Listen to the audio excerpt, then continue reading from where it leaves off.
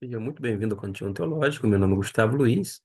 Quero apresentar alguns aspectos importantes para a devida compreensão dentro do texto de João 10, sobre aquele versículo de número 10, quando fala que o ladrão vem roubar, matar e destruir. Comumente, nas nossas igrejas, o ladrão é identificado como o diabo. Mas acontece que nenhuma vez a palavra diabo é empregado no versículo 1 até o 10. Eu não sei o porquê que levou as pessoas a terem esse entendimento, mas sei que não é isto que o texto está dizendo.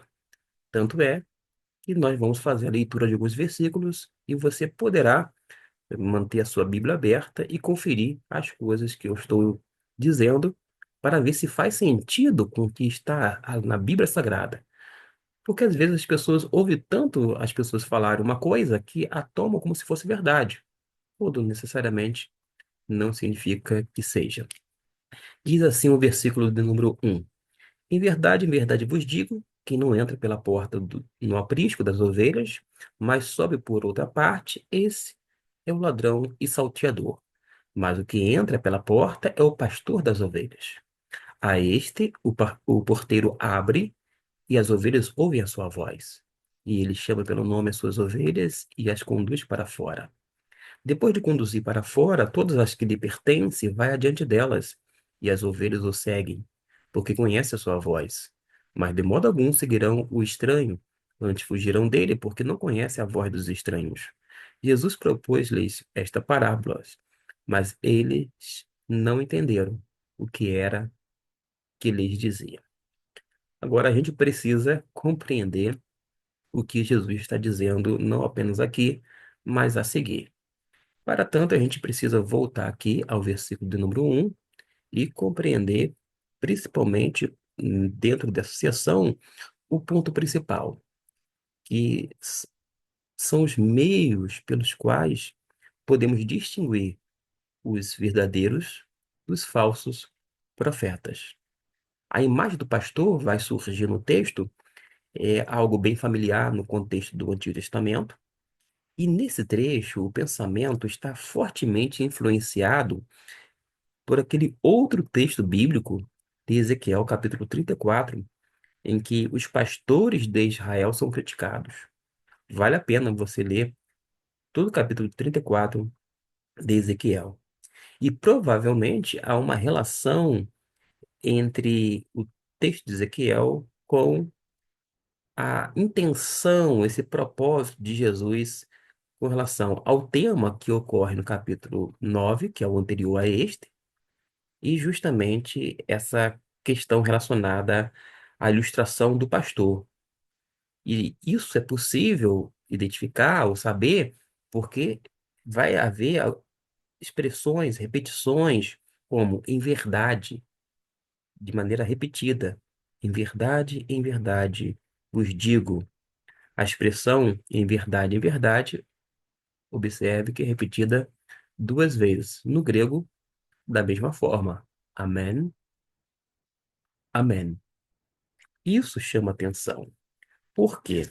O contraste é feito entre o mau pastoreio dos fariseus, como se percebe na atitude deles em relação ao homem cego, por isso que é importante atentar para o contexto, e o bom pastor. Quando a gente se reporta para aquele período, no Oriente, o curral ou o aprisco das ovelhas tinha apenas uma porta que tanto podia ser vigiada pelo próprio pastor, quando ali houvesse apenas um rebanho, quanto por um porteiro, quando ali se encontrassem vários rebanhos. E nesse último caso, o porteiro conhecia os pastores. Lembra que eu falei que só tem uma entrada? Pois bem, os ladrões seriam forçados a entrar por outros meios. E é provável que a intenção aqui no texto não fosse fazer nenhuma distinção entre um ladrão e salteador, porque fala, esse é ladrão. E tem pessoas estudiosas que começam a fazer a distinção por conta da análise gramatical e etc e tal. Mas a gente não vai trabalhar dentro desse viés. Por quê? É provável que aqui não há nenhuma necessidade de atribuir um sentido ou interpretação particular ao porteiro, inclusive, depois. Não apenas deixando de lado a possível distinção entre ladrão e salteador, e tampouco nos prendendo a esse porteiro, um personagem que aparece aqui dentro dessa cena, porque ele é um mero detalhe na ilustração para garantir a entrada do pastor. O que é importante mesmo é justamente o relacionamento entre as ovelhas e o pastor. A característica de um verdadeiro pastor é que ele não somente reconhece as suas ovelhas, mas as chama pelo nome e as leva para o pasto, conforme o versículo do número 4, que deixo destacado aqui. É evidente que não poderia existir tal relação entre um estranho e as ovelhas, e os ouvintes eram incapazes de compreender a verdade por trás da figura da linguagem. Quando a gente vai agora para o versículo de número 7 até o 10, as imagens agora mudam, passando o próprio Jesus a ser visto como a porta. Isto é fato, Jesus é a porta. Ele reivindicou o direito exclusivo de garantir a entrada. E quando a gente chega nesse versículo 8, todos quantos vieram antes de mim são ladrões e salteadores.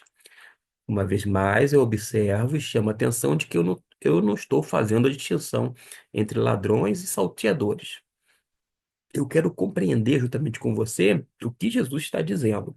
E a gente já tem essa ideia a partir do versículo 1 até o 6, justamente para distinguir os verdadeiros dos falsos profetas.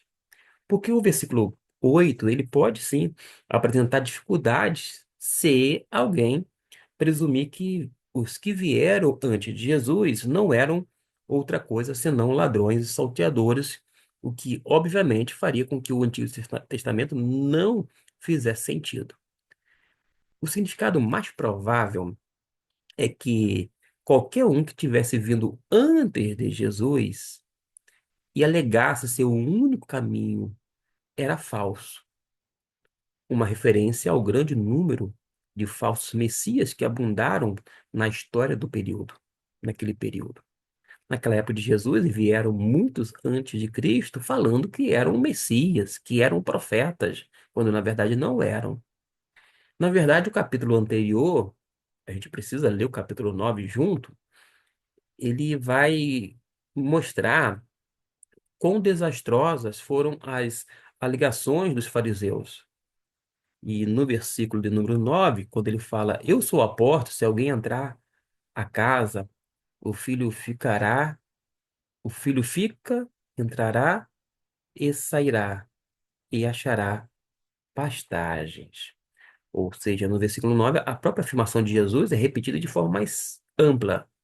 Ele agora promete tanto a salvação como o sustento. Esses dois benefícios, que é a salvação e o sustento, são a seguir resumidos como plenitude de vida. Porque na parte final do versículo 10 vai dizer: eu vim para que tenham vida e a tenham em abundância. Vamos focar um pouquinho aqui. O contraste entre o falso e o verdadeiro profeta é particularmente digno de nota, porque Jesus traz vida, os falsos pastores, os falsos profetas trazem morte. A abundância de vida que Jesus dá é um tema característico de João. De modo que eu caminho nessa direção, juntamente com o texto bíblico, entendendo que aqueles que Jesus fala que vieram antes dele, que são chamados como salteadores e ladrões, e por fim, quando fala o ladrão não vem senão para roubar, matar e destruir, não fala em hipótese alguma sobre o diabo nesse texto. Eu não sou advogado do diabo, eu sei que o diabo está ao nosso redor, buscando tragar, e etc e tal. Eu sei também que Jesus veio desfazer as obras, do diabo, entre outras coisas, mas aqui é mais do que forçoso. É você acabar ignorando, o sentido bíblico de Jesus em termos de entendimento correto para se apropriar de algo que é dito por aí como se fosse verdade, mas na verdade não o é. Espero que tenha gostado dessa rápida apresentação. Qualquer dúvida pode deixar no comentário e em tempo hábil eu respondo. Fique com Deus e até nosso próximo vídeo.